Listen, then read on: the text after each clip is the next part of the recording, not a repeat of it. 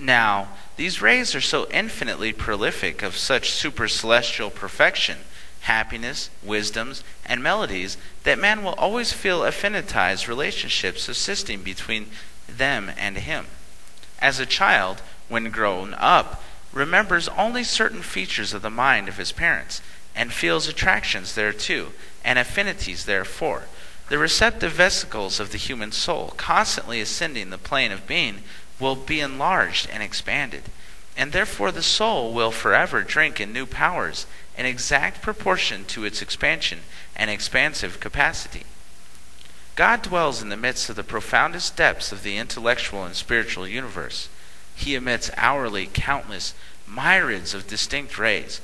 These rays are attributes and powers, laws and principles, and every human soul that is born on particular affinity to one of these rays.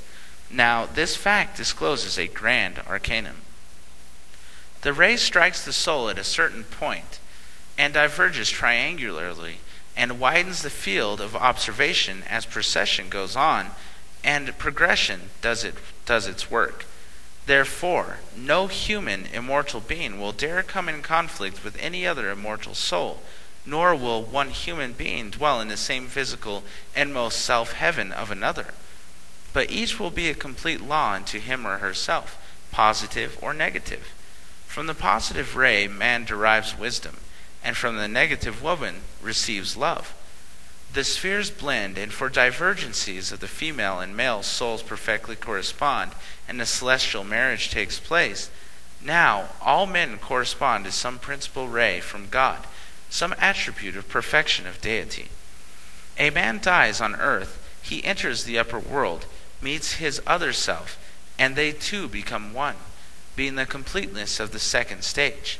Now, mark you that one also corresponds to the positive or negative principle, and it progresses to another sphere, where the duality positive meets the duality negative, and so on, and infinity, until God or deity possessed positive produces a God infinite, negative, and unitized democracy of humanly developed gods shall be complete and correspond to receive direct rays of living light from God, positive of all gods.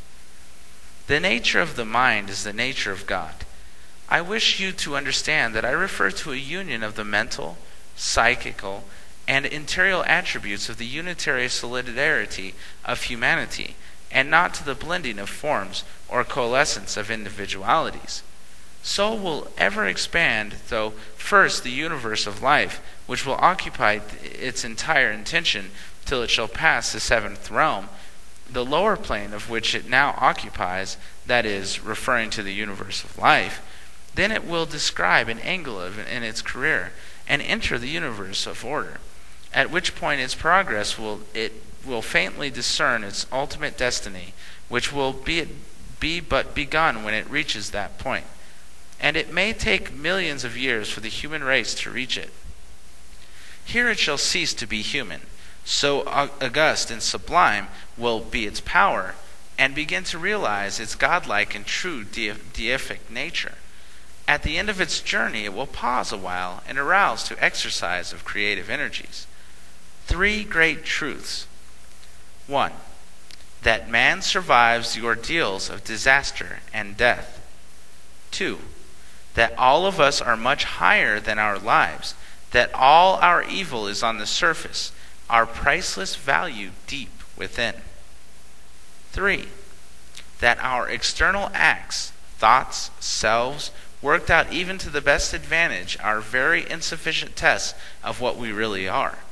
You have yet to learn that, in spite of death, a man's man, all the way from time to eternity, and will be so forever and forevermore. You have yet to learn that the human beings must talk wherever they may be.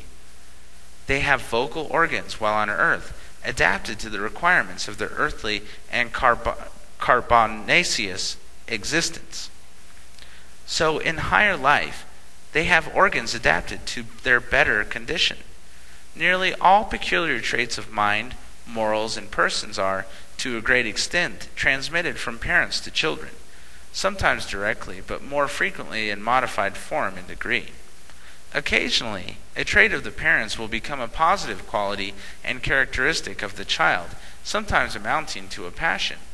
Fathers not infrequently transmit themselves almost wholly to their children, but more frequently qualities, passions, virtues, and personal traits inherited from the mother. In my worldwide practice, I have steadily refused to become a detective, because I once knew a splendid man who was an incorrigible thief, made so by the mother who bore him, wanted, longed for, and what she could not obtain when pregnant with that son. And so are the prostitutes made, and all other morbid people. Probably no era of the world's history has been so replete with evidences of man's immortality, or so full of testimonies to the fact that this, even with all its amazing achievements, is but the beginning of his career of greatness, whether viewed with reference to a post-mortem existence, an active life beyond the grave, or the possibilities and probabilities of the race on earth. Of all that has had a tendency to startle men, revolutionize previous methods of thinking, and to effect radical changes in mind, politics, morals, and religion, unquestionably the greatest, most potent and subtle, wide-reaching and radical, has been the grand movement whereby, to minds of millions, man's continued existence after death has been physically and sensibly demonstrated.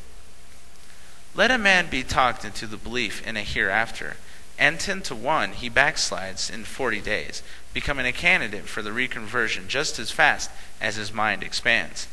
But let him be handled but once by a well-assured ghost, and its effect will cling to him forever and ever.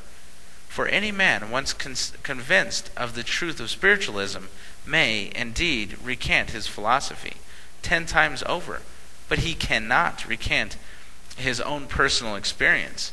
For the genuine spirit rap once heard never ceases to echo through the vaults of the soul, and will echo evermore.